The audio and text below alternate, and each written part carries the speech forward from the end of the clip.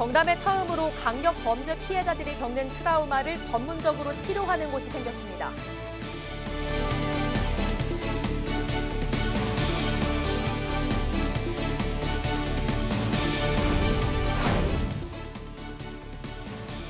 한 번 발생하면 대형 피해로 이어질 수 있는 산불. 경남의 산불 취약지와 화재 원인, 예방법을 알아봤습니다.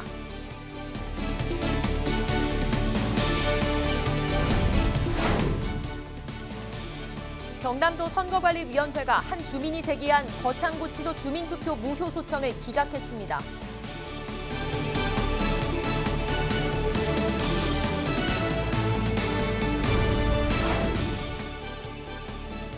무인선박 규제 자유특구로 지정된 경남도가 세계 무인선박 시장 선점을 위한 첫걸음을 내디뎠습니다.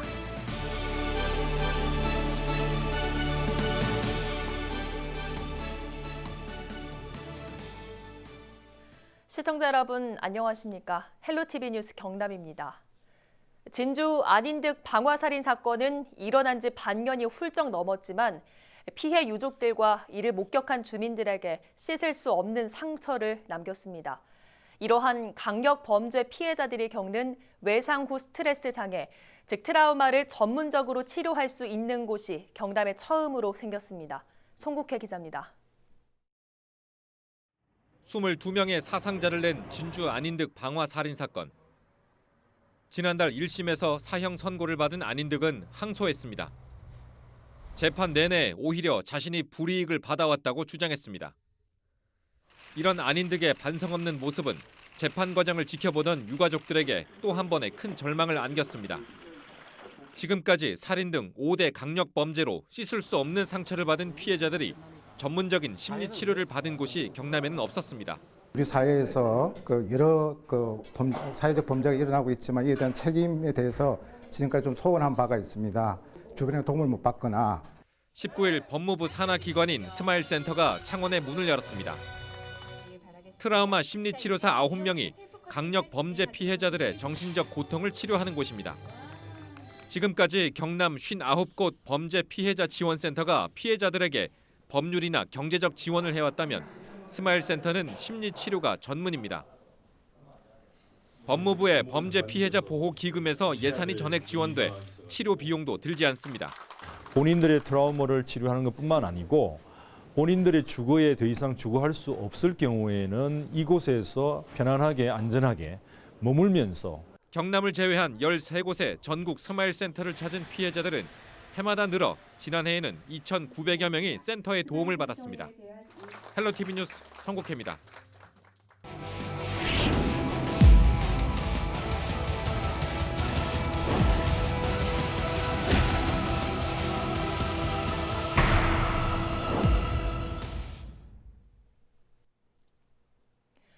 창원에는 건조주의보가 내려지는 등 최근 건조한 날씨가 계속되고 있습니다. 덩달아 산불 발생 위험도 높아졌는데요. 매년 이맘때쯤부터 경남 지역에서도 크고 작은 산불 발생이 잦았습니다. 산불은 한 번 나면 큰 피해로 이어질 수 있는 만큼 자주 산불이 발생한 곳과 원인을 알면 산불을 예방하는 데 더 큰 도움이 될 텐데요. 구지은 기자가 경남에서 산불이 어디서 얼마나 왜 났는지 지도로 알려드립니다. 지난 3월 17일 양산 오봉산. 밤 9시가 넘은 시각 시뻘건 불길이 바람을 타고 번집니다. 팔부 능선에서 시작된 불은 삽시간에 정상까지 번졌고 임야 1000제곱미터를 태웠습니다. 불이 발생한 지 3시간이 넘어서야 겨우 큰 불길을 잡을 수 있었습니다. 한 번 발생하면 걷잡을 수 없는 산불. 경남에서는 얼마나 많은 산불이 났을까?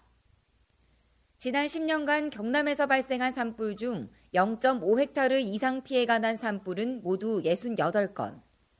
지역별로는 창원이 6건, 하동 3건, 거제와 고성 각각 2건, 통영 사천이 각각 1건씩으로 해안가와 인접한 지역일수록 산불 발생률이 비교적 적었습니다. 경남 북부, 즉 산지를 둘러싼 내륙 지역은 조금 달랐습니다.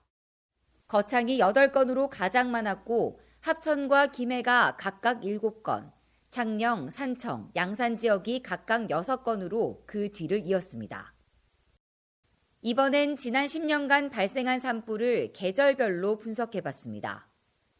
겨울이 가장 많을 것이라는 예상과 달리 3월부터 5월 사이 봄철에 발생한 산불이 전체의 60% 이상을 차지했습니다. 여름에 접어들면 산불 발생 건수는 줄어들다 건조해지는 가을부터 다시 산불 위험이 높아집니다. 산불 원인이 무엇이길래 계절별 차이가 크게 나타날까? 산불 발생 원인을 분석했더니 1위는 등산객이나 마을 주민들이 산에 오른 뒤 불을 낸 경우가 전체의 38%로 가장 많았습니다. 두 번째로는 쓰레기를 태우거나 농번기를 앞두고 논밭두렁을 태우면서 불씨가 산으로 옮겨부터 일어나는 경우가 많았습니다. 특히 강수량이 크게 줄어 산 전체가 말라버리고 찬바람이 잦은 겨울산은 한 번 불이 나면 대형 화재로 번질 수 있기 때문에 각별한 주의가 필요합니다. 헬로티비 뉴스 구지은입니다. 불은 장소를 가리지 않고 발생합니다. 한 번 났다 하면 사람 목숨도 쉽게 앗아가는 재난 상황으로까지 번질 수 있는 게 바로 화재 사고인데요. 늘 예방을 강조하지만 쉽지 않습니다. 화재에 취약한 건물 구조를 개선하겠다며 관련 법들도 바뀌고 있지만 아직도 갈 길은 멀어 보입니다. 오늘 전문가와 함께 화재와 관련한 이야기 나눠보죠. 창신대학교 소방방재학과 남기훈 교수 이 자리에 나와 있습니다. 안녕하십니까? 안녕하십니까? 네, 오늘 산불 이야기부터 좀 해보죠. 산불 원인 중에서 사람 부주의나 실수가 가장 많다고 하는데 이 통계에 따르면 최근 5년간 경남에서 발생한 산불 절반 이상이 입산자 실화라고 하거든요. 그 이유가 좀 뭐라고 생각하십니까? 예, 국내에서는 대부분 이제 자연적인 요인으로 이렇게 화재가 발생하지는 않습니다. 산불이 네. 발생하지는 않고요. 대부분 이제 사람의 실수라든지 예. 이런 인위적인 현상에 의해서 발생을 하고 있고요. 그러니까 우리나라 기후나 이런 걸로 봤을 때 이제 미국이나 호주 같은 경우는 이제 자연적으로 발생할 수 있는 확률이 굉장히 높은데 네. 반면에 우리나라 같은 경우는 사람이 일부러 불을 지르거나 아니면 예. 실수로 불을 지지 않으면은 산불이 이렇게 불쌍할 수 있는 상황은 그렇게 많지는 않습니다. 그렇군요. 그러면 이 인재라고 하기 때문에 예방이 좀 중요하겠네요. 네. 지금 대부분 산불 화재 원인을 보면은 입산자 실화가 굉장히 많거든요. 네. 그러니까 산에 가시면서 네. 화기를 안 가져가셔야 되는데 예. 화기를 갖고 가시는 거죠. 어. 그러다 보면 이제 거기서 이제 담배를 태우신다든가 네. 아니면 뭐 추우면 뭐 불을 피우신다든지 이렇게 하다 보면 네. 갑자기 이제 불이 붙거나 하면 화재가 확산이 빠르거든요. 예. 이제 특히 겨울철이나 봄철에. 그럼 이제 사람의 힘으로 끌 수 없는 상황이 돼버립니다. 네. 그러니까 확산도 빠르고 하기 때문에 그런 화기를 일단 가지고 가지 않으시는 게 좋고요. 네. 그다음에 우리가 주변에서 볼 수 있는 게 어린이 불장난이라든지 네. 또 봄철 같은 경우는 논밭도롱을 아직도 많이 태우세요. 그런 것들이 지금 화재 주요 원인으로 되고 있고 네. 노인분들이 그래서 1년에 한 7, 8명이 사망을 하십니다. 그런 예. 사고로 인해서. 네. 그래서 그런 것들은 이제 지자체에서 좀 관리를 통해서 논밭동 태우기 같은 것들을 같이 해주는 그런 지금 지자체도 있고요. 네. 자, 말씀을 해주셨지만 이 논두렁을 소각하다가 대형 산불로 번지는 경우가 참 많습니다. 이것도 좀 경각심의 문제라고 봐야겠죠? 이제 과거에는 이제 논밭두렁을 태우는 이유가 이제 해충을 죽이겠다라는 목적을 갖고 했었어요. 네. 그런데 이제 과학적으로 밝혀보니까 그런 거 가지고는 의미가 없다. 해충을 죽일 수 없다. 네. 그래서 이제 논밭두렁을 태우지 마십시오라고 예. 했지만 이제 과거 이제 지금 노인분들이죠. 이제 과거부터 쭉 농사를 지었던 분들은 네. 이제 다양스럽게 이제 하는 행동이라고 좀 보시면 돼요. 그리고 이제 많이 이제 산림청에서도 소용이 없으니까 태우지 마십시오 했지만 네. 지금에서는 뭐냐면 과거 이제 겨울철이 지나고 이제 잡풀들이 많겠죠. 죽어 있는데 예, 예. 그런 것들을 소각하는 목적으로 많이들 하고 계세요. 네. 그래서 이제 그런 것들이 이제 통제가 안 되니까 이제 아예 네. 지자체에서는 가서 같이 태워주는 소방서와 같이 가서 이제 같이 소각해주는 그런 네. 식으로 이제 지금 통제를 좀 하고 있는 상황입니다. 그 통제가 좀 안 될 것 같다면 그렇게 관리하에 하는 것도 좀 방법일 것 같네요. 예, 맞습니다. 어차피 뭐 이렇게 잘 안 될 것 같으면 이렇게 도와주는 의미에서거든요. 예. 그리고 또 어차피 그런 잡풀들을 제거할 수 있는 방법이 사실 마땅치가 않아요. 네. 그렇기 때문에 그런 것들을 지자체에서 도와주고 또 산불도 예방할 수 있는 상황이거든요. 그런 것들은 좀 전국적으로 확대해서 그런 것들을 좀 적용을 했으면은 이런 논밭두렁 태우기에 의해서 인해서 이렇게 산불이 발생하는 건 좀 줄일 수 있을 거라고 봅니다. 그렇겠네요. 자, 겨울철에 특히 많이 발생하는 사고인데 화목 보일러가 인기를 끌면서 요즘 주택에서 많이들 사용을 하시잖아요. 근데 이 화목 보일러도 소방청 조사에 따르면 최근 10년간 난방기기 화재 원인으로 좀 많이 발생을 한다고 하거든요. 잘 관리할 수 있는 방법은 없는 겁니까?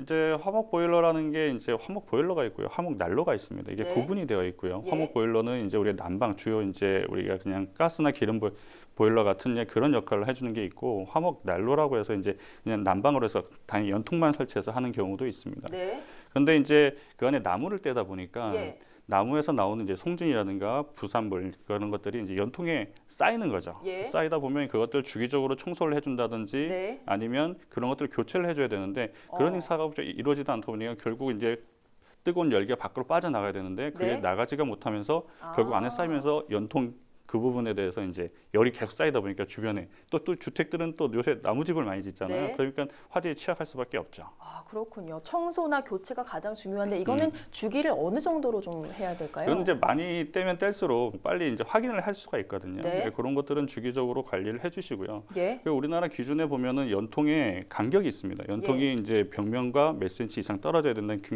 그런 규정이 있어야 되는데 네. 그런 것들이 아직 마련되지 않다 보니까 아, 붙여놓는 거죠. 그러니까 예. 지금 근처에 있다 보니까 특히 나무집 같은 경우는 열이 계속 쌓이다 보면 네. 결국 이제 화재로 발생할 수밖에 없는 상황들이죠. 그렇군요. 자, 이번엔 건물 화재 이야기로 좀 넘어가 보죠. 올 한 해 금속 화재가 참 이슈가 됐었습니다. 당시에 건조사, 즉 마른 모래가 항상 준비가 돼 있지 못해서 초기 진화가 좀 어려운 문제가 있었거든요. 이게 지금도 사실 마찬가지죠. 사실 건조사라는 게 이제 말은 있지만 건조사라는 게 사실 유지하기가 어렵습니다. 예. 왜냐하면 조금이라도 수분이 들어가면 건조사가 아니거든요. 네네.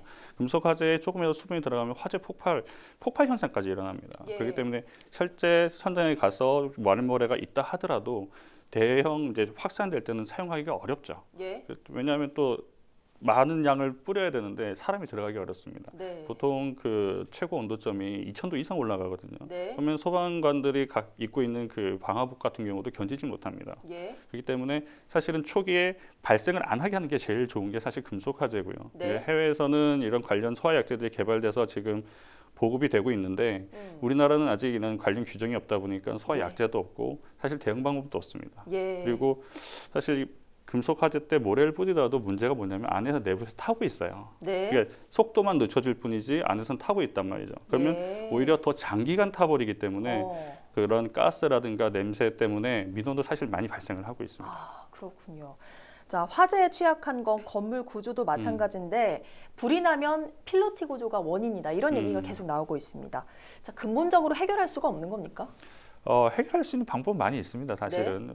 왜냐하면 필로티 구조라는 게 상당히 건축물로 봤을 때는 효용 가치가 높은 구조거든요. 근데 네. 이제 화재에 취약하다고 하는데 화재에 취약한 이유가 1층이라는 공간이 개방되어 있으면서 공기 순환이 잘 된다는 거죠. 거기서 네. 화재가 발생을 했을 때 화재 확산이 빠를 수밖에 없는 상황인데 네. 거기다가 위에 천정면이죠. 천정면에 보면 플라스틱 재질로 많이 해요. 그거 예. 관련된 규정을 마련해 있지 않기 때문에. 예. 그러면 플라스틱 같은 경우는 금방 연소가 이루어지기 때문에 그런 부분들이 연소가 이루어지지 않게 네. 할 수 있는 재질로 빨리 바꿀 수 있는 그런 법을 만들어서 또 그런 것들을 설치하게 되면은 그런 부분들은 충분히 좀 해결할 수 있는 부분이죠. 그리고 그렇군요. 예. 자, 스프링클러 설치도 아직 제대로 안 된 곳이 참 많습니다. 밀양 세종병원 화재 이후에 관련 법이 좀 바뀌긴 했습니다만 아직까지 좀 문제죠. 예, 많이 문제죠. 스프링클러는 이제 어떤 화재가 발생하더라도 항상 문제로 제기되는 게 스프링클러예요. 네. 스프링클러는 목적 자체가 초기에 빨리 화재를 감지해서 빨리 진화를 하는 게 목적이거든요. 네. 화재 확산했을 때는 사실 별로 의미가 없어요. 예. 그러니까 초기 소화를 목적으로 하는데 그래서 지금까지 단계적으로 이제 사회가 발전하면서 고층 건물도 세우고 이제 공동주택도 이제 규모가 커지다 보면서 그런 것들을 네. 설치하는 규정들이 발전을 해왔는데 예. 이제는 이제 6층 이상 공동주택 같은 경우는 6층 이상으로 이제 바뀌었습니다. 법이 네. 다양하게 이제 세종병원 이후에 법이 개정되면서 그런 것들이 앞으로 잘 설치되고 한다면은 그런 부분에서 문제가 없는데 네. 그 이전의 건물들이 문제가 되는 예. 거죠. 그 이전의 건물들은 소급 적용이 되지 않습니다. 예. 그러다 보면 사실 취약한 거는 오래된 건물이거든요. 네. 그 오래된 건물에 대한 어떤 대책이나 방안들이 마련이 돼야 되는데 그런 건 방안이 마련이 안 되고 단순하게 앞으로 지을 건물에만 네. 적용을 해라라고 하는 지금 법들이 만들어지고 있기 때문에 네. 이제 앞으로는 이런 과거의 건물을 어떻게 이제 관리할 건가가 예. 사실 지금 문제가 되는 거죠. 그렇군요. 자, 어선 화재 화재 사고도 이야기를 좀 해봐야 될 것 같은데 지난번 통영선적 대성호가 불에 타면서 좀 침몰을 했습니다. 사실 이 어선 화재는 비교적 빈번하게 좀 발생하고 있죠. 겨울철 그 어선 화재 한 30% 정도, 뭐 정확하게 한 26.8% 정도 얘기를 하고 있습니다. 과거 네. 5년 데이터를 보면은. 근데 어선 같은 경우는 겨울철 춥죠. 춥다 네. 보니까 난방기를 많이 사용을 하세요. 예. 그러다 보니까 난방기가 관리가 안 되고 또 과열되거나 할 때. 네. 그리고 어선이라는 것 자체가 발전기라는 게 용량이 한계가 있거든요. 네. 한계가 있는데 여러 개 난방기가 겨울철에는 집중되는 거죠. 그러다 보니까 네. 화재 원인에 취약할 수밖에 없고요. 그래서 바닷가에서 이제 생활을 하시잖아요. 네. 그러다 보니까 부식이 잘 일어나요. 예. 부식이 일어나다 보니까 누전이나 이런 것들에 의해서 화재가 많이 발생할 수밖에 없고요. 네. 그리고 어선 자체가 FRP라고 해서 이제 섬유 강화 플라스틱이라고 부릅니다. 네. 그런 것들이 굉장히 설치가 쉬워요. 변형도 예. 쉽고 수리할 때 섬유 강화도 쉬운데 재활용은 되지는 않습니다. 예. 근데 이것이 화재에 굉장히 취약해요. 아. 그러니까 그런 것들은 싸니까 그런 걸로 만드는데 결국 화재가 나면 화재 확산의 원인이 되는 거죠. 네. 그렇기 때문에 화재 지금 보면은 화재가 발생하기 시작하면 금방 확산돼서 침몰해 버리는 경우가 네. 많죠. 그게 이제 주요 원인이 되는 거죠. 예, 오늘 좀 이야기를 쭉 나눠보니까 관련 법이나 대책들이 마련돼야 할 부분들이 굉장히 좀 많은 것 같아요. 예, 굉장히 이런 허점들이 많죠. 네. 그런 부분들은 사실은 법적인 부분만 해결할 부분이 아니고 네. 그런 것들은 이제 사람들의 의식도 같이 올라가면서 우리 네. 분이 어떤 문제가 있으니까 이런 것들을 해결해 주세요라든지 아니면 내가 자발적으로 해줄 수 있는 기본적인 것들은 하면서 이렇게 같이 법과 의식이 같이 올라가야지 이런 네. 것들이 화재가 감소할 수 있는 것이지 단순하게 법만 강화된다고 해서 결국은 한계가 있는 거죠. 예. 그래서 이제 그런 앞으로 그런 부분들이 이제 의식 개선의 부분에도 이제 앞으로 정부에서나 지자체에서 좀 홍보를 해주시고 같이 함께 할 수 있는 그런 프로그램을 만들어야 될 것 같습니다. 예, 알겠습니다. 오늘 말씀 고맙습니다. 네, 감사합니다.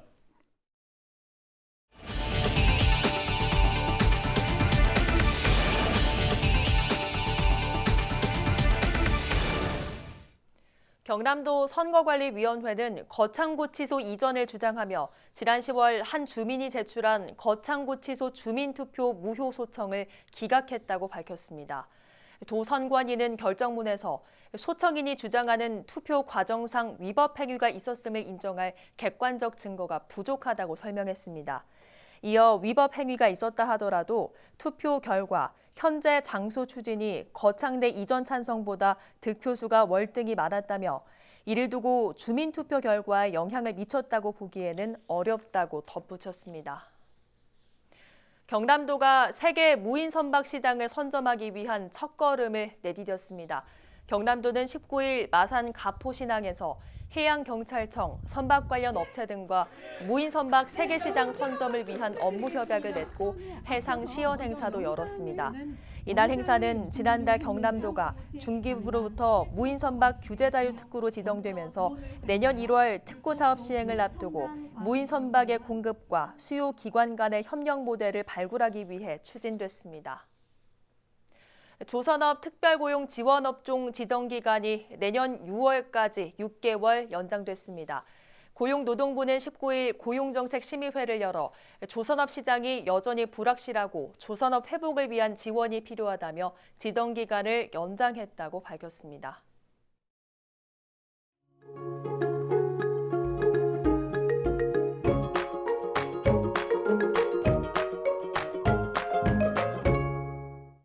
날씨입니다. 금요일 아침에는 추위의 기세가 더 강해지겠습니다. 금요일 아침에는 함안이 영하 7도, 밀양은 영하 5도까지 뚝 떨어졌다가 낮에는 창원 8도, 함안 9도까지 오르겠는데요. 그만큼 일교차가 크게 벌어집니다. 건강관리에 유의하시기 바랍니다.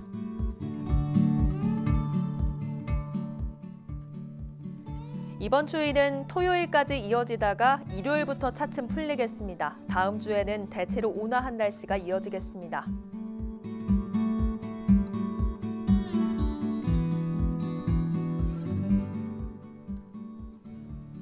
거제 동쪽 해안에는 너울성 파도가 해안도로나 방파제를 넘는 곳이 있겠습니다. 해안가 안전사고에 신경 쓰셔야겠습니다.